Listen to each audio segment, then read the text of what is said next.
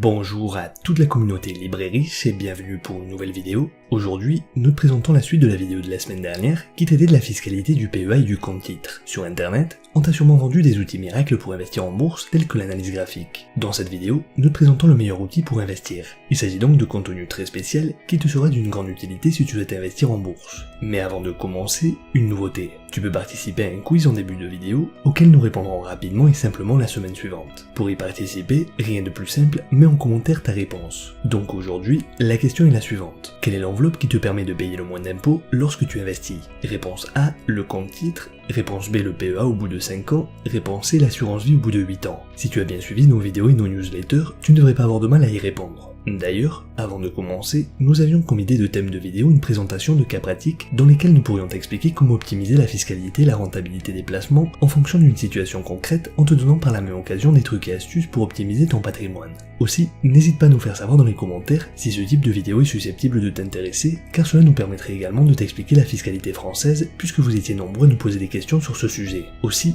n'hésite pas à donner un like et partager cette vidéo, donc c'est parti.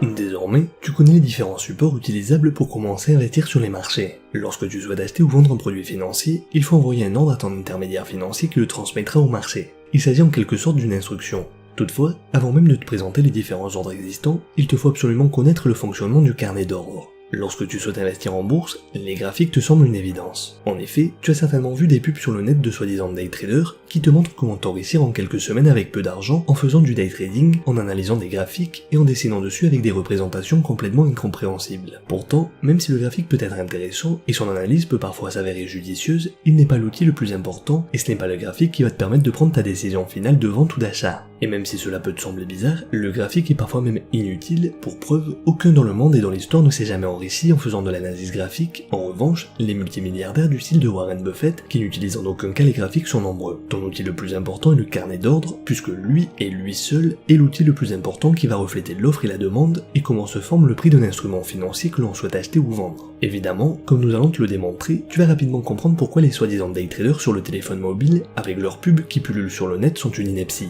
Voici à l'écran un carnet d'ordre pour les actions de LVMH, entreprise dont nous avions déjà parlé dans une vidéo précédente avec Bernard Arnault à sa tête, que tu peux retrouver en haut à droite de l'écran. Premièrement, la colonne des prix. Sur le côté gauche, il s'agit de la partie correspondante au prix d'achat, c'est-à-dire la demande. Ici apparaissent les ordres passés par les investisseurs acheteurs. Comme tu peux le voir, les prix sont organisés de manière croissante en partant du haut de la colonne. Autrement dit, dans ce cas présent, le prix le plus élevé qu'un investisseur est prêt à payer pour acheter une action de LVMH est de 414,45 € et le prix le plus faible qu'un investisseur est prêt à payer est de 414 €. Le côté droit en revanche concerne la partie de l'offre, ici se trouvent donc les prix auxquels les investisseurs souhaitent vendre. Comme tu peux l'apercevoir, dans cette partie de droite, la colonne organise les prix de manière décroissante puisque le prix le plus faible auquel souhaite vendre un investisseur est à 414,55 € et le prix le plus élevé est à 415 €. Deuxièmement, la colonne des quantités. Ici, l'on va voir combien d'actions les investisseurs souhaitent acheter ou vendre. De ce fait, cette colonne est également présente sur les deux côtés du carnet. Aussi, d'après ce carnet d'ordre, l'on peut voir par exemple qu'actuellement, un investisseur est prêt à acheter 264 actions de LVMH à 414,20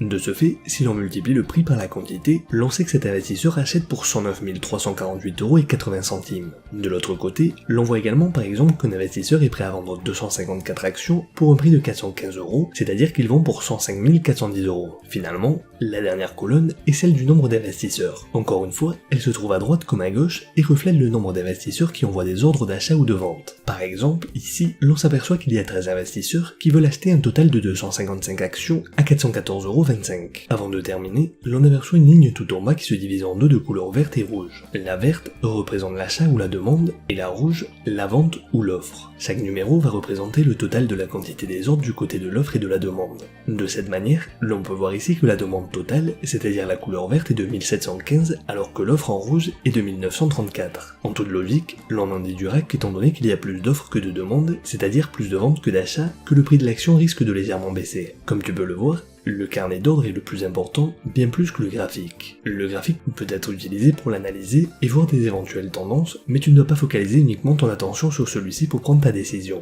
D'ailleurs, il te sera presque inutile si tu investis comme nous le recommandons, c'est-à-dire sur le long terme, puisque au final, peu importe si le cours monte ou descend, car le but est d'acheter régulièrement des parts d'ETF. Ici donc, l'objectif serait simplement d'acheter au meilleur prix. Et c'est ce que nous allons voir dès maintenant avec les différents types d'ordres.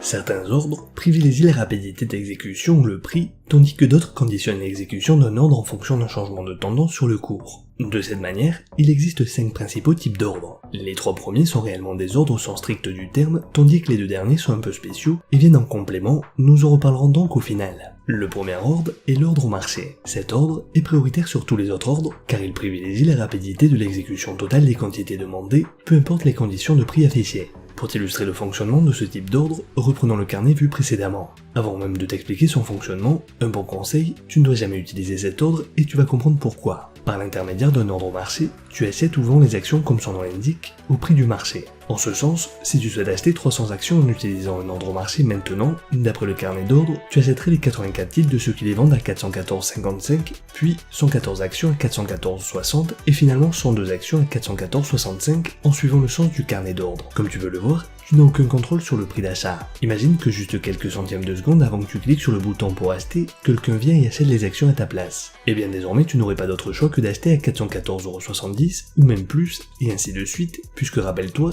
que les prix d'exécution suivent un ordre en fonction de la hiérarchisation du carnet. Tout dépendra donc du prix qui restera disponible et rien ne t'est garanti. Cela peut te sembler minime pour quelques centimes, mais lorsque tu envoies des ordres à plus de 1000€, cela peut passer du tout au double. Donc effectivement tu passes prioritaire, mais tu vas payer beaucoup plus cher. Donc souviens-toi d'éviter absolument les ordres au marché. Le deuxième ordre est l'ordre limité. Il permet de fixer et maîtriser son prix d'exécution, c'est-à-dire un prix maximum à l'achat et un prix minimum à la vente. C'est avant tout cet ordre que tu utiliseras. Ici, tu maîtrises donc le prix d'exécution, mais le hic, c'est que justement l'exécution peut être partielle en fonction de la quantité disponible sur le carnet d'ordre, comme nous allons le voir. Pour reprendre l'exemple précédent, supposons que tu envoies un ordre pour acheter 300 actions à 414,55€. Et bien dans le cas présent, tu maîtrises le prix d'exécution de ton ordre. Autrement dit, ici, tu vas pouvoir acheter 84 actions qui te sont offertes comme tu peux le voir sur le tableau, plutôt que personne n'est prêt à vendre au prix que tu souhaites, c'est-à-dire à 415,55€, ton ordre restera affiché sur le carnet pour acheter les 216 actions restantes. On parle alors d'exécution partielle. De la même manière, si comme tout à l'heure quelqu'un vient juste avant toi et achète toutes les actions à 414,55€ et 414,60€, eh bien en rien de cela ne t'affectera. Ton ordre s'affichera sur le carnet et sera fixé à 414,55€, il restera en attente jusqu'à ce que quelqu'un accepte de te les vendre. Le troisième et dernier ordre au sens strict du terme est l'ordre à la meilleure limite. Cet ordre privilégie le cours d'exécution à la meilleure offre pour un achat ou à la meilleure demande pour une vente. Autrement dit, il s'agit d'un ordre de marché pour les premiers titres, puis d'un ordre à cours limité. Je m'explique. Supposons que tu envoies un ordre d'achat de 300 actions. L'ordre s'exécute de la même manière qu'un ordre au marché, donc tu vas acheter 84 actions à 414,55€, puis, tandis que dans le cas d'un ordre au marché, les 226 actions restantes allaient s'exécuter selon les prix affichés sur le carnet. Ici, avec un ordre à la meilleure limite, tes 226 actions restantes se fixent au prix de 414,55€.